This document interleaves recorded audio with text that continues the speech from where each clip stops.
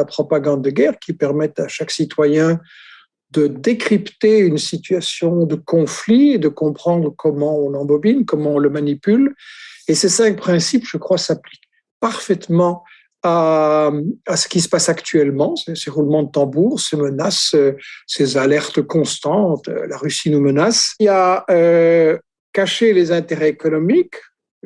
L'Ukraine est une position économique, une agriculture riche, et toutes les multinationales se sont ruées là-dessus après le coup d'État, les multinationales US, je veux dire.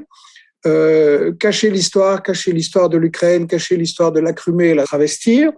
Le 3e grand principe de la propagande de guerre consiste à diaboliser l'adversaire, à le présenter comme une grande menace.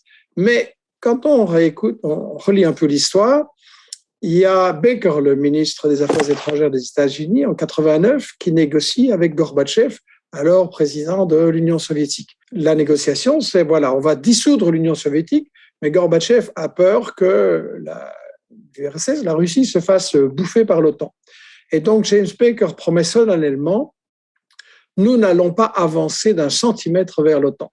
Il y aura ensuite les mêmes déclarations des dirigeants allemands et états-uniens, on ne va pas avancer d'un centimètre. Et en attendant, aujourd'hui, on a avancé de quasiment 1000 kilomètres en direction des frontières. Et en réalité, on diabolise Poutine, on diabolise la Russie, alors que ce qui se passe, c'est une expansion incroyable et dangereuse de l'OTAN qui veut devenir le maître du monde.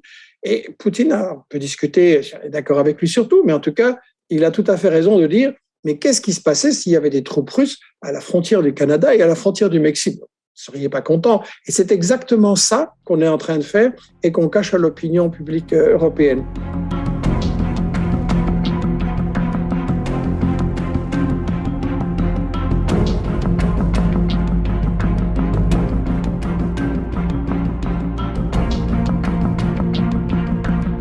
Mais lui, il l'a dit, évidemment, parce qu'il n'est plus aux affaires, il est retraité, donc il est cynique, et cacher l'histoire. Et dans le livre de Brzezinski lui-même, on trouve ceci: il faut que les États-Unis, pour continuer à contrôler l'Europe et l'Eurasie, imposent un axe, je cite, la collaboration franco-germano-polono-ukrainienne. Ça doit devenir la colonne vertébrale stratégique de l'Europe. Vers 2010, il donne même la date au moment à laquelle les choses doivent se passer. Et il y a une petite carte que je vous montre ici, où il indique à quel point, justement, cet axe Paris, Berlin, Varsovie, Kiev doit être l'axe qui permet aux États-Unis de contrôler l'Europe. Et je dirais que le vrai problème derrière tout ce théâtre, c'est d'empêcher l'Europe, tout simplement, de faire du commerce avec la Russie, et au-delà avec la Chine, parce que la Chine est aussi concernée dans cette question. Le partenaire économique normal, et aussi pour l'énergie, pour les ressources de l'économie, vous regardez une carte géographique, vous dites c'est la Russie. Et ça, c'est un problème pour les États-Unis, pour continuer à maintenir leur domination sur l'Europe, pour continuer à maintenir la Russie dans une position de faiblesse et l'empêcher de devenir ou redevenir une grande puissance, c'est d'empêcher, de briser cette alliance Europe-Russie. Et tous les événements qui sont mis en avant doivent être analysés à la lumière de ces principes de la propagande de guerre-là.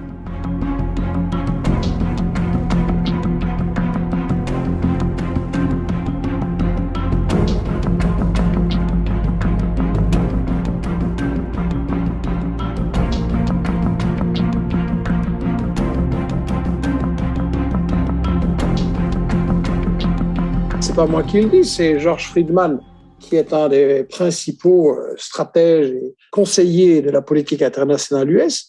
Et il a dit, oui, à Kiev, c'était notre coup d'État, malgré tout ce que disent les médias. Et ce genre de choses que je viens de dire ne se retrouve pas dans les médias occidentaux. On ne peut pas en débattre. Les livres, les miens et d'autres qui en parlent, sont totalement censurés.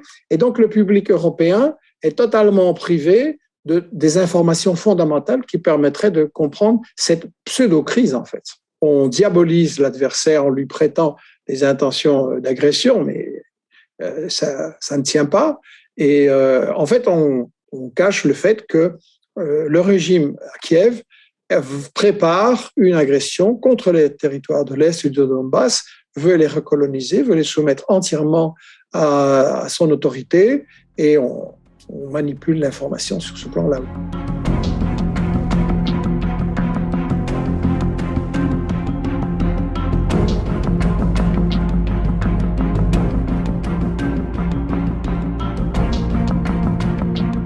Je rappelle que l'OTAN, qui était une alliance défensive, qui était soi-disant, c'est ce qu'on racontait toujours dans ma jeunesse, qui était là pour nous défendre des méchants Russes qui allaient nous envahir, mais quand l'Union soviétique n'existe plus, l'OTAN devrait disparaître, mais pas du tout.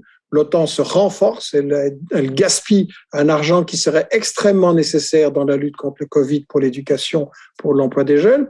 Elle gaspille ça, et je rappelle que l'OTAN, depuis, a mené une guerre en Europe contre la Yougoslavie, une guerre en Afrique contre la Libye, une guerre en Asie contre l'Afghanistan, et des manœuvres navales au large du Venezuela. Donc, on ne peut pas parler d'une alliance défensive, mais clairement d'un très dangereux gendarme qui est en fait, dont la fonction est d'imposer les intérêts des multinationales US pour garder le monde sous leur domination.